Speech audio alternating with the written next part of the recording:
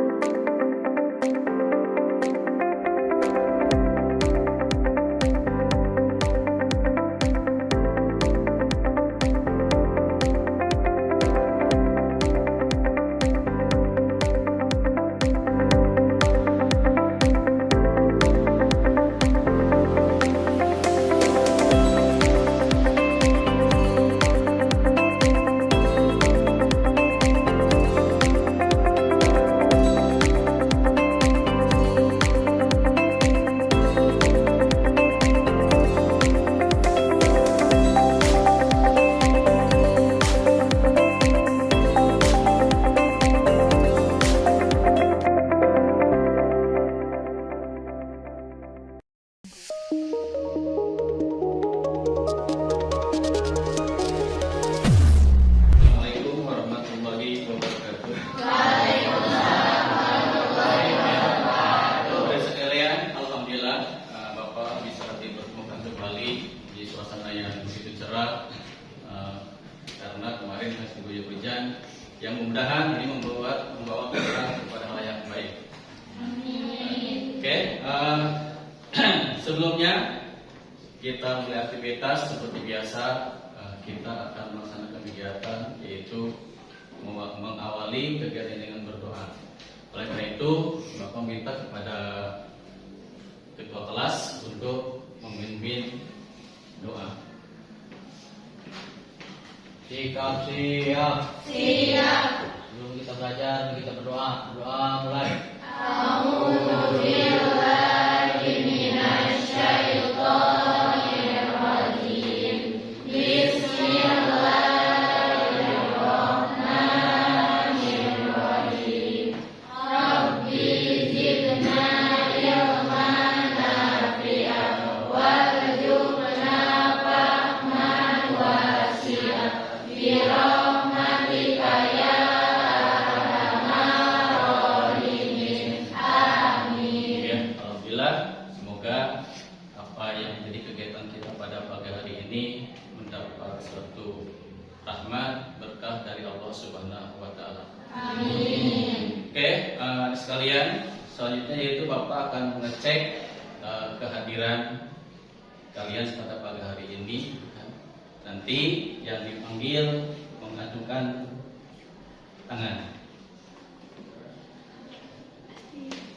Agnia Jahro,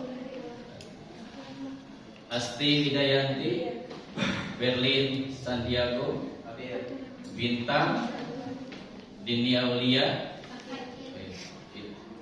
David Chandra, Farhan, Alsya. Oke ya, alhamdulillah. Walaupun ada beberapa dari teman kalian yang tidak bisa hadir, mudah-mudahan yang sakit diberikan kesembuhan oleh Allah. Tentunya yang izin, barangkali ada sesuatu hal yang bisa ditinggalkan, artinya dia tidak bisa masuk sekolah. Semoga juga apa yang dia menjadikan suatu keperluannya bisa dilancarkan Allah Subhanahu wa taala. Oke, anak sekalian, untuk menemukan rasa cinta tanah air kita terhadap negara Republik Indonesia ini, Bapak akan mencoba karena alhamdulillah kaitannya kita kemarin sudah memperingati hari apa? Hari Papua. Jadi tanggal 10 November. Jadi oleh karena itu Bapak salah satu video ataupun lagu nasional yang intinya menggugah kepada kita bahwasanya kita harus siap. Jadi ini lagu adalah lagu yang membawa semacam penyemangat buat diri kita, buat kalian, sebenarnya mencari cita-cita dari pahlawan kita. Oleh itu, Bapak diharapkan kalian untuk berdiri semuanya dan untuk bisa ke depan untuk memimpin lagu maju. Kita maju terdengar ya. Jadi ritmenya harus semangat. Jadi jangan letoy, jangan lembai seperti itu. Siap ya?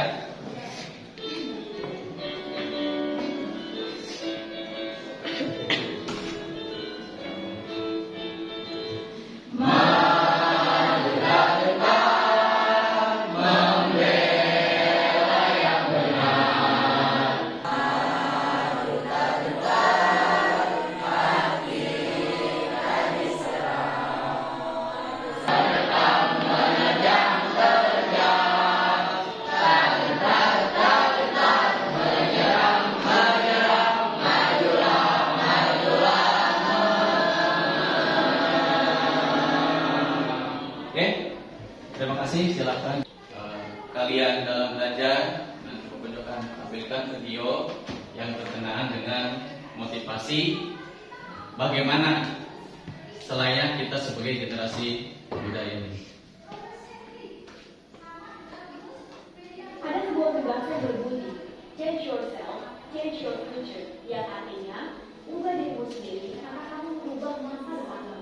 Kalau yang tadinya kita suka bangun kesiangan, maka mari sekarang bangun dengan hati. Kalau yang tadinya kita suka lalai, maka mari sekarang lebih disiplin lagi. Kalau yang tadinya kita... Oke, itu adalah salah satu pemuda milenial yang mampu mengapresiasikan idealisnya terhadap diri kita. Nah, setelah kita melihat tayangan ini, kira-kira apa yang dapat diambil hikmahnya dari video tadi? Jawab, diri, jawab. Apa Isa yang bisa diambil dari video tadi? Jadi perubahan terbaik itu harus dimulai dari hari ini dan saat ini juga, jangan dinanti-nanti karena perubahan yang baik untuk masa depan yang baik. Oke, bagus. Ada lagi? Coba lagi. Ada yang menambahkan? Bila kamu ingin mendapatkan sesuatu, kamu harus melakukan cara lain, bukan berulang-ulang, dapat hasil yang tidak maksimal. Oke, bagus. Ada lagi? Jadi intinya kita harus merubah pola hidup kita. Kalau kita ingin menjadi seorang sukses, maka rubahlah cara pandang hidup kita. Jadi kesuksesan itu diawali dari diri kita. Karena suatu perubahan yang ada pada diri kita cuma diri kita saja yang bisa merubahnya, orang lain tidak. Jadi motivasi seperti ini harus ada dalam diri kalian. Saya harus bisa, saya harus mampu. Hal-hal yang sifatnya kita terbiasa dengan hal yang negatif, maka ubahlah sekarang tentang hal-hal yang positif. Tujuan dan manfaat pembelajaran kita pada pagi hari ini yaitu perlindungan dan penegakan hukum. Yang pertama adalah perlindungan dan penegakan hukum tidak lain untuk memastikan subjek hukum memperoleh setiap haknya. Kemudian apabila ada pelanggaran akan hak-hak tersebut, adanya perlindungan hukum dapat memberikan perlindungan sepenuhnya pada aspek pada subjek hukum yang menjadi korban. Masyarakat kecil yang konon katanya dia dituduh untuk dituduh mencuri kayu di sebuah petani gitu kan. Tapi lebih jelasnya kalian saksikan atau tayangan video.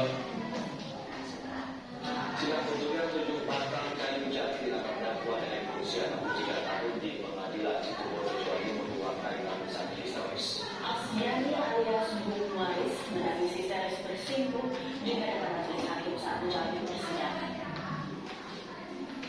Sambil meronta-ronta nenek Asmiani warga desa Jati Banteng Situbondo ini meminta kepada majelis hakim agar dirinya tidak diadili dan dibebaskan dari hukuman karena sang nenek mengaku tidak merasa bersalah atas tuduhan pencurian 7 batang kayu jati. Kasus penerbangan 7 batang kayu jati yang menyeret Asyani terjadi sekitar 5 tahun lalu. Namun pihak perhutani melaporkan kasus tersebut pada Agustus 2014 lalu. Nenek Asyani pun ditahan oleh penyidik sejak 15 Desember 2014. Kuasa hukum nenek Asyani, Supriyono, menilai telah terjadi kriminalisasi karena berdasarkan bukti kepemilikan hak atas tanah 7 kayu jati ditebang oleh suami terdakwa merupakan lahan milik sendiri. Sidang ditunda pada Kamis mendatang dengan agenda tanggapan jaksa terhadap eksepsi kuasa hukum terdakwa.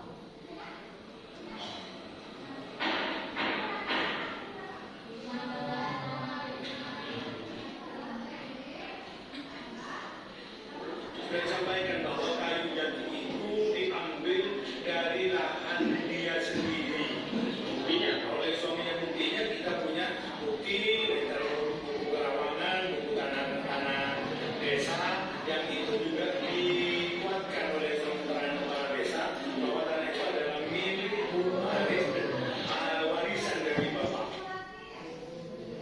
Ya, itu adalah sedikit tayangan kasus yang terjadi di negara Indonesia. Ini ada seorang nenek yang dituduh mencuri pohon di perhutani. Nah, dari tayangan itu, informasi apa yang dapat kalian pahami dari video tersebut? Yang kedua, bagaimana tanggapan kamu terhadap video tersebut? Yang ketiga, bagaimana pendapat kamu atau kalian tentang perlindungan dan penegakan hukum di negara Indonesia? Nah, setelah menyimak dari video tadi, kira-kira apa informasi apa yang dapat kalian pahami dari video tersebut? Ada? Kira-kira apa nih? Informasi apa yang dapat kalian pahami dari video tersebut? Ya? Apa?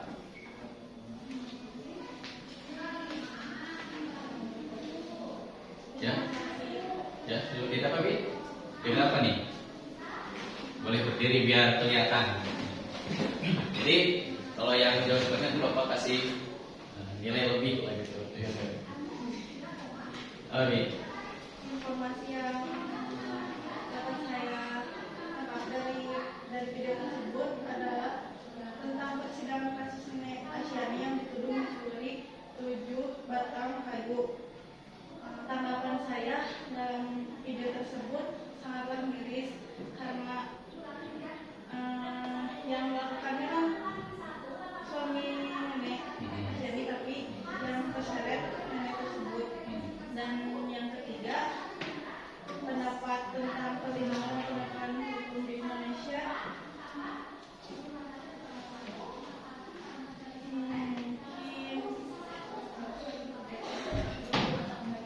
Ya, sudah apa? Bisa namakan siapa?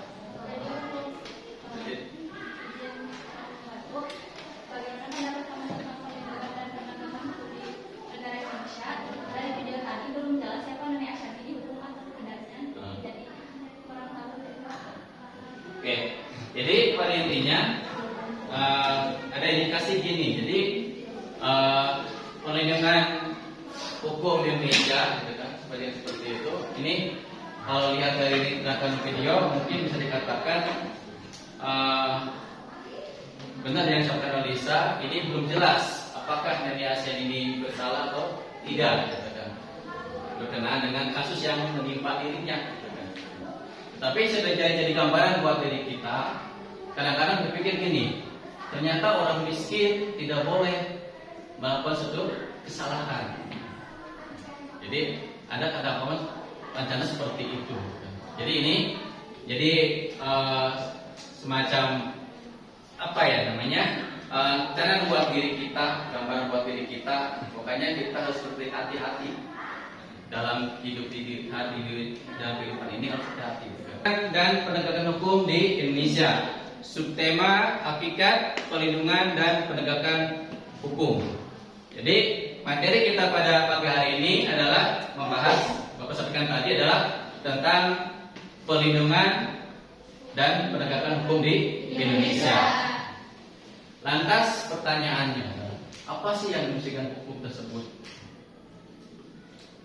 Katanya ada beberapa kasus yang melanda di negara kita. Ini seorang pengacara, kalau memakai seorang pengacara ini harus apa? Bayar sekian. Kan berarti kalau udah kasus seperti itu, nah tapi sebaliknya ada seling dengan pertanyaan balik ada. Ya, Wid, ya apa Wid? Boleh berdiri. Bapak, apa perbedaan antara hukum perdana sama hukum perdata? Oke ya. Apa? Oke, bagus.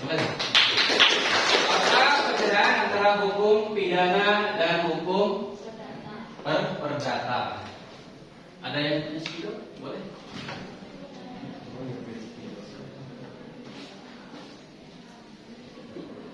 Oke, biar Bapak nggak lupa.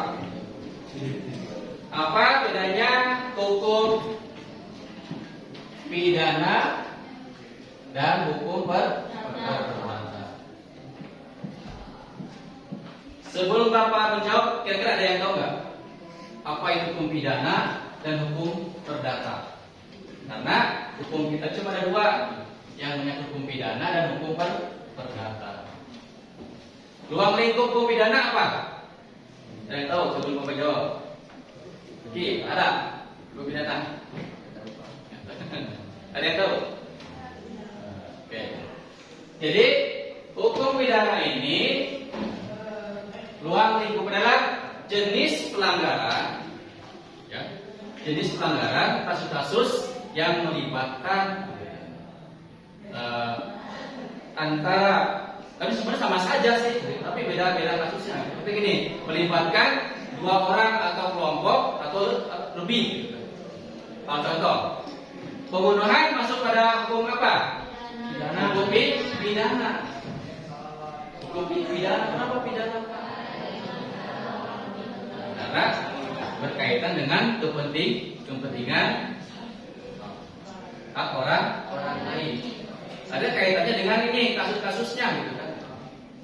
Ya, tadi kasus yang menyangkut dua orang atau lebih yang menitik beratkan pada kasus-kasus berat. Ini diselesaikannya dengan cara tadi proses.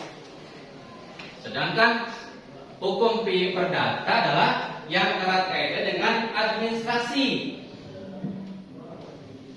Administrasi apa Pak? Contoh, berkenaan dengan saling ini apa namanya, kaitan dengan hak waris ataupun gugat-menggugat masalah tanah, masalah perusahaan. Ini masuk pada perdata. Misalkan ini, Fitri punya sebidang tanah, tapi diklaim oleh perusahaan ataupun oleh orang lain. Ini maksudnya pidana. Tetapi kalau kasus tadi terjadi pembunuhan, pemukulan, ini bisa ranah pidana. Jadi ada kasus-kasus yang berkaitan dengan itu sifatnya administratif lah. Kalau pidana kayak perdata itu sifatnya administratif. Mungkin masalah jual beli. Tapi tadi kalau jual belinya ada unsur-unsur pidana, pemukulan, pembunuhan masuk pada pidana.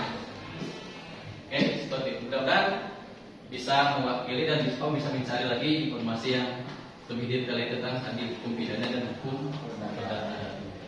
Ada lagi? Sekarang, ada lagi? Sebelum kita lanjut ke materi selanjutnya, ada? Cukup ya? Cuma satu aja, lihat aja. Yang lain mana tuh?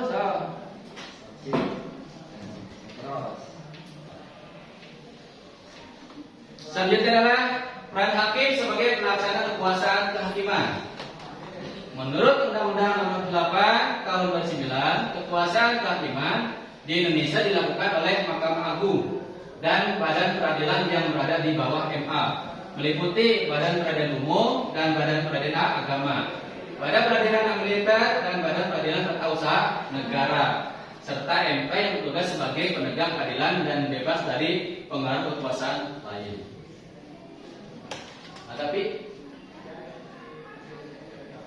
Nah, jadi inilah peran tugas dari seorang hakim.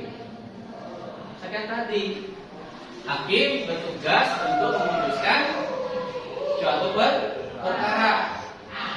Nah, di dalam di lembaga kehakiman kita, di kekuasaan kehakiman itu ada beberapa pengadilan, ada pengadilan tinggi, ada pengadilan negeri, ada pengadilan agama, ada pengadilan militer. Bapak tanya,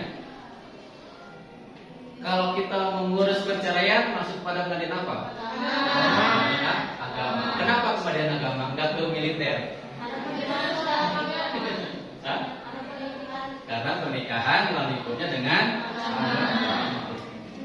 kalau pembunuhan pengadilan bisa tinggi, bisa negeri. Jadi kasusnya. Kalau naik banding dari pengadilan tinggi ke negeri, bisa ke negeri atau ke tinggi seperti itu. Lantas, kalau terjadi pembunuhan oleh seorang aparat negara, TNI, masuknya kepada pengadilan militer. Kenapa militer? Karena yang melakukannya adalah seorang aparat negara, TNI. Pertanyaannya adalah, kenapa polisi yang melakukan pembunuhan tidak diadili di pengadilan militer?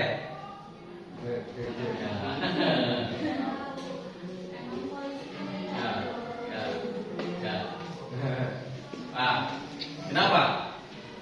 Ada yang tahu?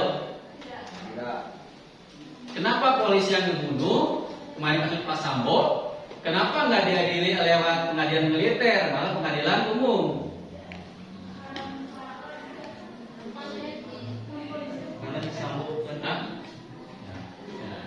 PR ya, PR ya. Kenapa gitu? Tapi yang jelas, kenapa Pak polisi tidak diadili oleh pengadilan militer? Karena polisi setelah di fungsi AB itu dihapus, polisi tidak masuk ke dalam jajaran tatanan TNI. Jadi harus diadili oleh pengadilan umum. Yang mungkin asumnya masyarakat sipil berseragam. Jadi polisi teh masyarakat sipil yang berseragam, maksudnya ASN, aparat sipil negara. Jadi maksudnya aparat sipil negara. Makanya kasus yang menimpa Pak Sambo tadi tidak dimasukkan pada pengadilan militer, tapi pengadilan umum. Tetapi kalau yang melakukannya adalah seorang aparat TNI, ada khusus pengadilan militer. Selanjutnya, proses penegakan hukum dilaksanakan. Proses penegakan hukum merupakan salah satu upaya untuk menjadikan hukum sebagai pedoman dalam setiap perilaku masyarakat maupun aparat lembaga penegak hukum, kekuasaan kehakiman. Nah, ada lagi dalam tuntutan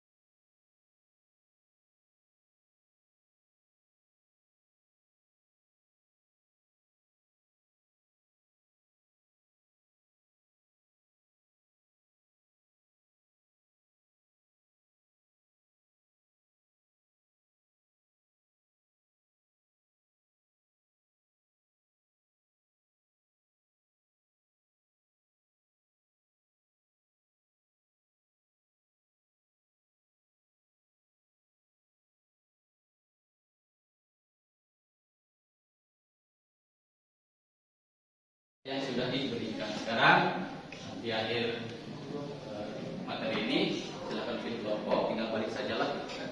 Nanti APD yang mau berikan nanti tolong diisi. Ya, sampai balik aja.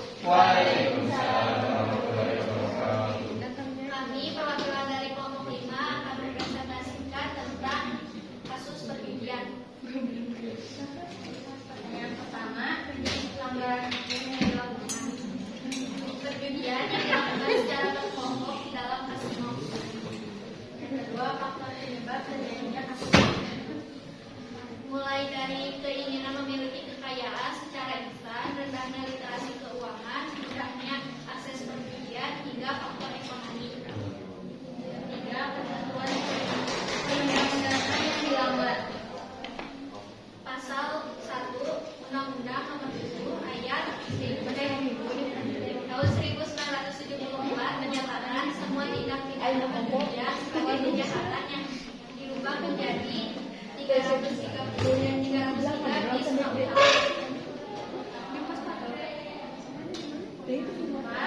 sanksi yang kemungkinan akan diterima pelaku bila melanggar 303 bis KUHP untuk bermain judi dengan pidana penjara paling lama 4 tahun atau didenda pidana paling banyak 10 juta rupiah. Solusi untuk mencegah dan berulangnya kasus tersebut, memblokir akses pembelian, mensosialisasikan dengan jelas tentang bahayanya judi, lepaskan kendali atas keuangan Anda. Cukup sekian presentasi dari kami. Mohon maaf bila banyak kesalahan. Wassalamualaikum warahmatullahi wabarakatuh. Waalaikumsalam. Oke, sebelum mengakhiri materi kita pada pagi hari ini, lebih alangkah baiknya diakhiri dengan membaca doa. Oke, terima kasih. Selamat bertemu kembali di materi-materi yang selanjutnya. Assalamualaikum warahmatullahi wabarakatuh.